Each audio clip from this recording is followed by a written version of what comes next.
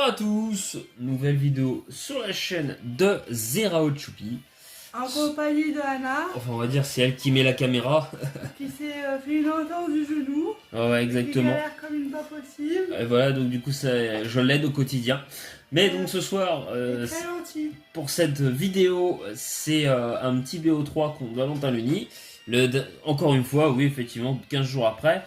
Le dernier BO3 c'était Val contre c'était contre moi en 8G overuse avec un poké par tiers. Là il n'y a pas de thématique précise, c'est juste du National Dex 9G du coup, un petit BO3. Donc je vais vous montrer ma team. On joue, moi je joue des Pokémon que j'aime, hein, notamment on a du Lagron, Landorus et Démétéros, c'est ça. Landorus, Démétéros, je suis très fort. Non, Lagron, Démétéros et Corvalus pour mon corps défensif. Donc vous avez bien compris que c'est une balance comme j'aime jouer. Et côté Pokémon offensif, nous avons du Zeraora, Amphinobi et évidemment le Mega Charmina. Du côté de Val, on a du Ptera, Melmetal, le petit Cablifère. Je pense que le Cryogonal c'est pour le Rapid Spin. Au passage, Cryogonal a une très grosse SPDF. Le Tocopillon qui est extrêmement dangereux. Et Melmetal également. Et le Hexagide. Attention quand même. Donc, on va voir le lead, ce que ça va donner du coup. Donc, hop. Alors déjà, Ok, Val décide d'aller sur le Tocopillon. Moi, du coup, je switchais sur le Zeraora parce que j'ai vraiment un avantage sur cette team à pouvoir pivoter. Du coup, oh, c'est ça. Attendez. Est-ce que je suis sur la bonne game là? Hop là. Attendez, je regarde si je suis sur la bonne game. Ah. Attendez, je regarde si je suis juste sur la bonne game parce que j'ai eu un gros doute. C'est pas grave, je vais me remettre après. J'ai un gros doute. Annabella, je suis en train de faire une vidéo là. Ben ouais. Donc, je regarde juste si je suis sur la bonne game. C'est bon. C'est bon, je suis sur la bonne game, désolé. J'ai un. Donc, on va revenir sur le play du coup du Zeraora contre le Tocopillon. Du coup. Alors. Du coup, Zeraora contre Tocopillon. Alors là, évidemment, dans ce cas-là, j'ai eu très peur pour moi du Choice Scarf. Le Choice Scarf qui est très dangereux pour le Zeraora, hein, clairement. Donc là, je suis obligé de switcher. Je pense que Swampert était logiquement la meilleure réponse au play proposé. Donc ça va aller sur le Lagron. Ça fait le Nature Madness. Moi, j'avais peur de prendre un Psycho, un Moonblast. Donc je suis quand même plutôt content. Même si je crois que mon Lagron il doit être full SPDF, il me semble. Oui, je crois que ça doit être ça. Donc du coup, là, ça miss de Nature Madness. Donc ça, c'est quand même cool. Je peux mettre mes pièges de rock. C'est vrai que mon Lagron aurait été énormément week-end non plus. Ça prend quand même 50%. Je fais le Yon. C'est bien, le bâillement va du coup me permettre et forcer la switch et récupérer des PV. Évidemment. Ça décide d'aller sur le Hexagide. Du coup, je fais le filter. C'est un peu risqué son Hexagide. Mais je pense qu'il n'avait pas trop de choix. Je vais sur le Amphinobi. Donc là, pour l'instant, je garde le momentum. Du coup, je pense que là, sur ce play-là, il me semble que je vais cliquer un Dark Pulse. Le Dark Pulse, voilà, pour coup critique 27%, c'est pas énorme. Et là, alors, vous allez voir, là, je vais faire un truc un peu surprenant. Je vais cliquer le Z-Move Water, puisque je joue H-Pump et j'ai le Z-Move haut. Le Waterium Z sur le Amphinobi, parce que je voulais voir les dégâts sur le Cryogonal. Je sais que là il va pas se soigner mais il va se spin, donc je vais voir les dégâts que ça peut proposer. Et ça fait 46%, donc bon, grosse SPDF, c'est pas dégoûtant. Mais du coup, le kill n'est pas là. Le H-Pump, du coup, qui mise pas. Et là, je suis content parce que ça... Comme il a dû se soigner et j'étais plus rapide, donc j'ai pu retaper. Il aurait peut-être dû se soigner plus tôt. Donc là, le Xurkitree. Alors j'avoue, je sais pas pourquoi il l'a mis, j'y pense. Mais je me suis dit, il est peut-être focus Sash. J'ai hésité en vrai à faire le Water Shuriken. Et je crois pas que j'ai Water Shuriken sur ce set, j'ai un doute. Le H-Pump qui part, qui fait le kill sur le Xurkitree, faut quand même pas déconner. Xurkitree a pas le bulk pour tanker ça. Là, on a le Melmetal. Je me dis, je vais pas faire le kill, mais maintenant que il a 4 pokés, donc j'ai fait un trou. Là, pour moi, le but, c'est vraiment d'affaiblir. Pour moi, le H-Pump va faire quasiment le one-shot, en fait, un two-shot. Et même pas, ça fait 38%. Alors, je sais pas comment il le joue, il doit être full spé. Il a pris 38% sur le H-Pump. Bon, c'est vrai que j'ai pas d'objet sur ce set. Mais le Z-Move O, avec quand même le boost en attaque spéciale. Il prend 38%. Bon. Non mais c'est un truc de zinzin. Bon là il fait le double Iron Bash. Je pense qu'il avait anticipé le switch. Sûrement. Mais Dark Pulse qui fait 28%. J'ai voulu tester les dégâts. Et Ice Punch qui tue. Mais bon c'est pas grave. L'Amphinobi aura fait un trou. Et là on décide de mettre le Zeraora. Du coup. Donc là évidemment le but c'est de faire le kill. Donc de taper le Thunderbolt en cas de switch. Et là seulement 32%. Il y a encore le Double Iron Bash qui fait très très mal. S'il avait séisme, il me tuait. J'ai décidé de faire T-Bolt alors que je suis Choice Specs. Donc j'ai vraiment des Pokémon qui manquent de dégâts. C'est un peu le problème. Là pour moi, je pense que l'idée c'était sûrement de laisser mourir laisser mourir mon Zeraora. Je n'ai pas 10 000 solutions. Donc là ah non, je vais pas le laisser mourir, finalement je vais aller sur le Swampert. Le Psyshock qui ne tue pas, mais il fait 47%. Il aurait cliqué Psyshock dès le départ, le Lagron littéralement il n'existait plus. Donc hop, le Lagron qui est dead. On va sur Corviknight du coup. Au moins comme ça me permet de switcher de manière très free sur le Corviknight, évidemment. Donc du coup là, l'avantage...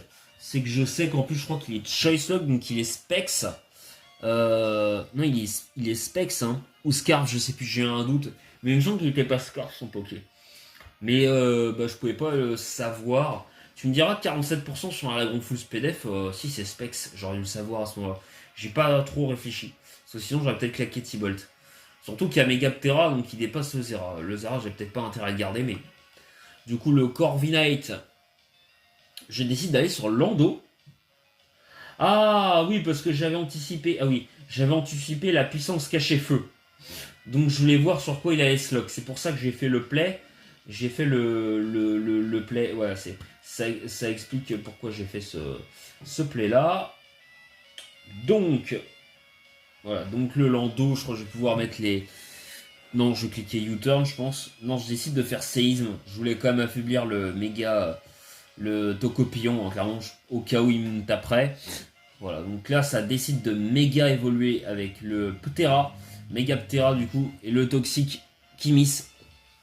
Ça, c'est très chiant. C'est très très très chiant. Et là, ça va taper l'Aquatail.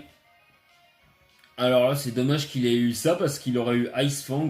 Il me tuait, du coup, Toxique, ça me permet de survivre. Et là, c'est moi quand même Megaptera. Pourtant, c'est pas un Pokémon qui manque de dégâts, mais quand c'est pas stabé, c'est un peu compliqué le Poké quand même. Bon, après, Aquatail, c'est pas un coverage qui tape ultra fort.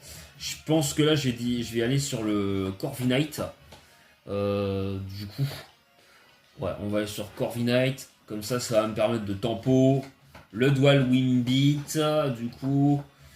Moi, du coup, c'est bien parce que je pense que derrière, je vais aller pouvoir me soigner. J'ai le Rocky Helmet, le Megaptera, à moins qu'il rouste, mais le Poursuite, je pense que c'était en cas de switch. Mais j'avais pas de raison de switcher. Là, pour moi, c'était se soigner. À moins qu'il ait Crofeu, Megaptera ne peut littéralement pas toucher Corvaillute de manière très efficace. Je clique. Ah non, je fais le Rapace. Ok. C'était peut-être pas le play le plus opti. Je vais décider d'aller sur Landorus pour l'intimider au cas où. Parce que comme ça, ouais, là je me dis ça va être très compliqué. Là je me dis il va sûrement faire le... J'étais surpris qu'il fasse pas le Shadow Sneak. Je pense qu'il a peut-être anticipé un autre play sur le Corviknight, mais là, pour moi, il fallait taper, hein, j'avais pas le choix. Donc là, on a le Tapu Lele, je pense que je vais laisser mourir le Poké, le Psyshock qui part. Là, j'ai pas le choix. Là, on va aller sur le Zeraora. Et je crois que j'ai cliqué le T-Bolt qui fait quand même 69%, sachant que tu as quand même une bonne SPDF. Ça permet de weaken le Tapu Lele. Et là, je vais aller sur le Mega Medicham. Comme je sais, je vais pouvoir pas besoin de faire bluff. De toute façon, il y a le Terram Psy. Mais comme je sais que le Tapu Lele là est plus lent, parce qu'il n'est pas Scarf, je peux taper. Je suppose qu'il était, je sais pas, peut-être à sauver ce Tapu. Le Dual Wimbit qui mise pas. Et du coup, je vais pouvoir mettre le fameux Corviknight. Et pouvoir me soigner, puisque là, il va mourir du Rocky Helmet. Il fait combien sur l'Aquatail? Quand même 34% quand même. Ah oui, ça rigole pas quand même. Et du coup, je gagne cette première game. Donc, on va aller sur le match numéro 2 qui nous intéresse. Donc, c'est juste le temps que ça se mette sur le match numéro 2. Ne vous inquiétez pas, il y a juste un bug, tout simplement. Je reviens tout de suite, le temps que ça veuille bien se remettre en place. Je reviens tout de suite.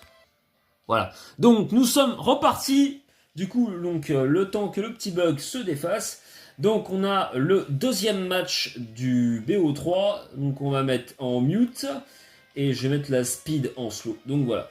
Par contre, je vais aussi mettre moi dans l'autre sens, ça va être mieux. Donc on a toujours la même team du côté de Val. J'ai dit que moi personnellement j'allais changer. Alors quand vous regardez ma team, on pourrait croire, j'ai bien on pourrait, que ça avait l'air d'être une counter team, mais je vous assure que c'est une team que j'avais build depuis longtemps. Juste c'est une team pour moi qui avait un peu de gueule. Et j'avais fait de bons petits trucs avec. Donc c'était assez sympathique pour moi de la mettre. Donc on a Itran. Alors c'est vrai que Itran c'est quand même un match-up exceptionnel contre beaucoup de Pokémon. À part Megaptera, il n'y a rien qui vient. En fait, il y a juste rien qui vient dessus. Donc Itran a un match-up exceptionnel. Lando a pas un match-up dégoûtant non plus, clairement. Rotom, le match-up peut-être un peu moins ouf pour lui. Le Zeraora, c'est un peu mid-tier, ça dépend, mais t'as pas de type sol, donc ça va. Le Cisaiox a plutôt un bon match-up, notamment contre le Pokémon, le Cryogonal. Et le Kyurem peut faire des trucs, on va voir ça. Donc du coup, ça valide sur le Tapu Lele encore une fois. Et moi je décide de mettre le Itran. Je crois que je vais mettre le faire Protect. Je sais pas si j'ai Protect pour voir s'il peut avoir Focus Blast ou pas. Ou alors je vais peut-être cliquer directement. Et là ça fait la plénitude. Là Valou qui commence à être très agressif. Donc je commence un peu à parler chinois. Là ça commence à être un peu pénible. Vous l'avez deux plénitudes de passer. Le Magma Storm qui miss. Je me dis ça commence à être pas bon du tout. Le Nature Madness qui fait 49%. Je sais pas pourquoi il a pas tapé un autre move. Donc le Magma Storm qui passe enfin quand même. J'aurais bien aimé avoir un petit Protect là du coup. Et le Psyshock qui commence à faire très très mal par contre. Pourtant je suis full SPDF. Le Telluri Force pour faire des dégâts. Je crois que je vais switcher là il me semble. Je suis à plus 2. Ça va sur le Scizor qui ont 50%. Ça fait très très mal. Et là, vous voyez, le Mega Scizor et le Bullet Punch qui passent au cas où il ne switcherait pas. C'est vrai qu'il aurait pu switcher, notamment sur Melmetal ou... et je décide de faire le Roost, parce que je me dis, il faut quand même que je soigne le Cisaiox. J'ai pas le choix du tout. Il aurait pu aller sur Exagide, il aurait pu aller sur Melmetal, qui étaient des belles réponses, mais... Des fois qu'il garderait son Pokémon, surtout qu'il était déjà placé, je me suis dit il allait peut-être pas le switch. Le Thunder Punch, je pense qu'il a anticipé le Rotom. Je décide d'aller sur Rotom parce que je veux voir s'il a point de feu. Non, là il fait le Double Iron Bash. Alors là, je sais pas ce qu'il a anticipé. Peut-être le Lando. Le T-Wave, j'aurais bien aimé l'avoir qui miss. Le Thunder Punch qui fait quand même très très très mal. Heureusement, je me soigne un petit peu avec les restes. Je vais pouvoir faire le Pain Split qui me permet de récupérer un peu de vie. Heureusement que je peux pas me faire para du coup parce que je suis petit électrique. Je crois que là j'ai décidé d'aller sur le Landorus pour intimider et voilà, anticiper le point éclair. Ça va sûrement me permettre de pouvoir faire U-turn, je crois. Ok, le cryogonal, le demi-tour qui part. Je crois qu'on va aller sur Megas. Ah non, je décide d'aller sur Tran. Ok. Je décide d'aller sur le Itran. Ok, donc ça va être sur Melmetal. Je me suis dit, si avec son cryogonal, il décidait potentiellement de rester, il serait mort. Donc ça l'a forcé à switch sur Melmetal. Mais le Magma Storm, évidemment, il faut que ça miss. Hein, c'est pas de chance pour moi. C'est terrible. Le Magma Storm qui remise. Alors là, il a fait point éclair, donc je pense qu'il a pas séisme, sinon il l'aurait fait. Donc on remise Magma Storm. Des fois, j'ai presque envie de jouer Lance-Flamme en vrai sur Tran. C'est terrible, mais le Thunder Punch qui part. Mais au moins le métal est affaibli. Donc là, je peux mettre le Zeraora et faire du coup un Volt Switch. Ah non, je fais clairement anti-Bolt. Ouais, j'avais peut-être peur qu'il tank. Parce que ça, Thunderbolt déjà, ça fait 32%. Là, il y a le Hexagide. Je me dis, il va sûrement cliquer. Une Danse Lame ou peut-être une Shadow Ball. Mais là, je voulais taper parce que je voulais éviter qu'il puisse se placer. Donc on fait 49%. Là, il a mis la plus 2. Je savais qu'il n'allait pas tuer. L'avantage, c'est que je tape sur le spécial. Donc du coup, ça baisse pas mon attaque. Ok, et là, il a sûrement tapé Shadow Sneak qui fait 62%, qui fait mal, mais le Zeratank quand même, et le T-Ball qui part. Donc je remporte mon duel contre l'Hexagide. Là, ça va sûrement vouloir mettre le Megaptera. Non, ça décide de mettre le Cryogonal. Alors là, normalement, effectivement, je suis censé, sur ce play-là, logiquement, dans beaucoup de cas, je suis censé switch, mais sur Cisaiox, mais je me suis dit, je voulais voir les dégâts par curiosité du Specs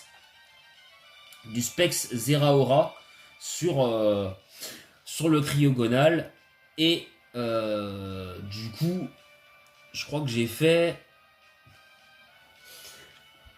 combien de... Ok, j'ai fait 33%, donc les dégâts ridicules, ça a permis de soigner, donc là au moins je sais que je fais pas assez de dégâts pour faire un two-shot, donc ça me permet de switcher sur le Scizor. Comme je sais qu'en plus ce cryogonal, celui-là était full SPDF, Val me l'avait dit après, donc je vais pouvoir pivoter, je pense.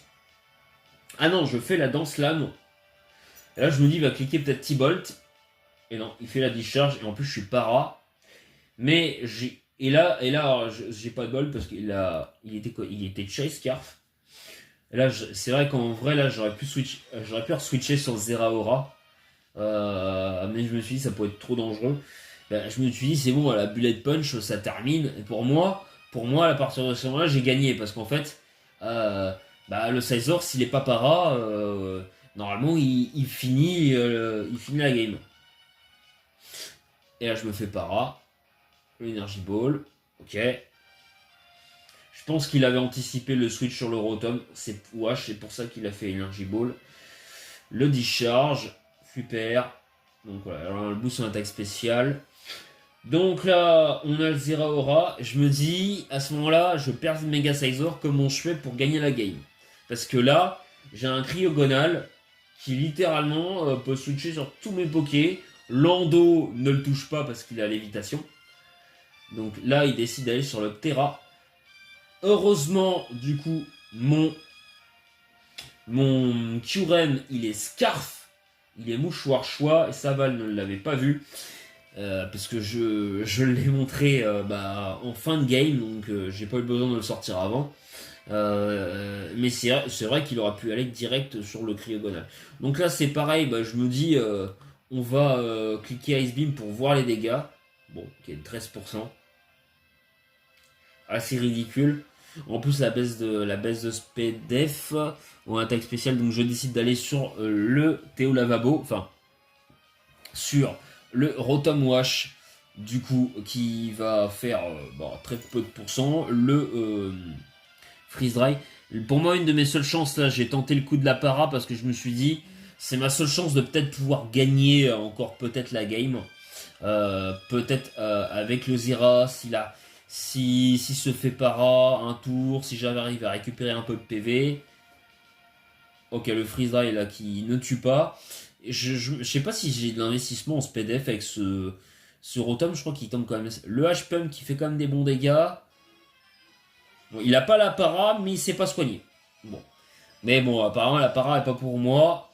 Et là, je crois qu'avec le Zera, je peux terminer la game du coup. Donc ça, j'ai un peu de chance parce que là, techniquement, il aurait pu se soigner. En vrai, Cryogonal, là, il gagnait tout seul normalement. Mais bon, ça fait partie des erreurs de game. Ça arrive. Surtout que bon, c'est des Pokémon que Val ne joue pas souvent. Donc c'est des petits détails auxquels il ne pense pas forcément. En tout cas, j'espère que ce petit BO3 vous aura plu. À très bientôt sur la chaîne de Jirao Choupi. Tchuss!